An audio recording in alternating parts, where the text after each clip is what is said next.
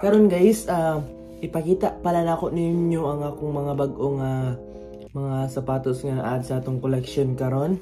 So, as you can see guys, this is a new house guys. Ano yata soon i-tour niya mo sa among new house. Bali, it's just an apartment guys. Kaya kami naman lang duha ni Papa. So, karon ipakita na ko niya akong bag-ong sapatos nga na add sa akong collection. So, let's go. So, patong una nga napalit diay guys, pero it's been a while na pod since napalit ni nako siya. Bale, ang yung box kayo nakasabit ya guys, ipakita lang na ko niya. So, ang una na itong napalit pala na add sa itong collection guys is kani guys ay ito guys, it's Travis Scott 1 Low Reverse Mocha.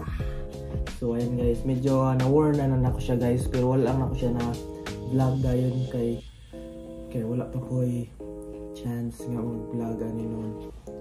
So ayan, mga 2 months or 3 months na siguro to. Sugad papalit na ko. So yan. So atong tanaw ng mga details niya guys. So kung kailangan mo makabalo sa price ani niya guys, kamo na bahala og search. I-search lang ninyo Jordan 1 Low Reverse Mocha. And if you wanna know the price of these shoes, you can just search it up on Google. So, na to ang details niya guys. So, naano siya extra laces, mga tulo ka buhok na gray, red, o kanang all white. So, mao na siya ang shoes guys. So, awa ang iyang kuano. Wait, can you see it? Like dito lang. Like, when I touch it, naikuan guys, murag ka ng smudge.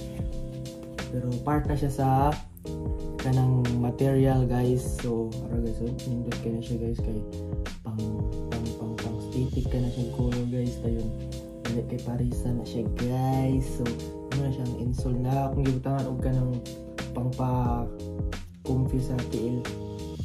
Pero dili sakit madugang suot ba.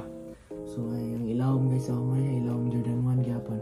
So this is a collaboration with Travis Scott and the rapper and kuan guys, the Nike Jordan.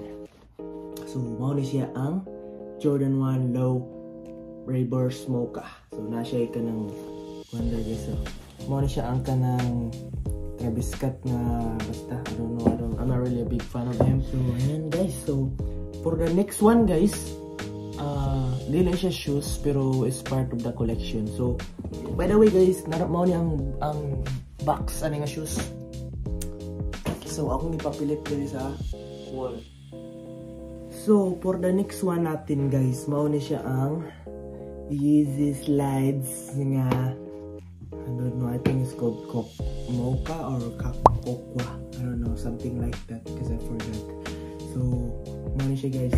Mao ni siya ang ikaduha na kong napalit sa collection. Mao pa ni siya nasuot guys. So fresh from the box, napay mga tag, napay tag sa ilang. So suoto na to ni siya, inig ulit na to Pilipinas guys para aesthetic ang person ba. Char. So ayun siya, color brown. So kung finano ko yun nga white pero na luma na siya guys kaya pero ako magigamit pero may bisag snow nagsuot akong gugin ani. So I have to buy a new one. So ang box niya guys napod sa taas. Ara guys ay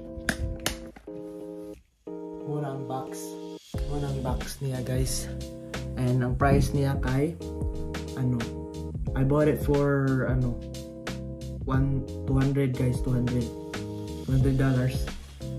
So ang pinaka-last na to nga napalit guys, mao ni siya ang pinaka-last na to napalit ng shoes. Last week pa ni siya na ako napalit. Nike Dunk Low Polar Blue. Very nice yung color niya guys. Ayan, wala pa rin siya nasuot sad guys. Everything is clean and fresh from the box. So, nauna sa nato ni. Palihas niya sa katong black na ko nga panda guys. No? Pindot kay color guys. So, pero, yeah. I don't even wanna wear this guy. Puti kayo. So, yeah, i-display lang niya siya nato dali guys. I-add sa atong mga collection. Sulod guys. So, mga pa yung mga plastic pa. Papil kayo pa na. Tang. So, soon guys, ato na siyang i-vlog ka ng mga outfit guys. Tanaw na to kung sa mga bagay nga outfit ani nga tong mga napalit nga sapatos. So yes, mawara na atong quick update sa atong vlog karon guys, and hopefully makabalik na tag vlog more often. So yeah.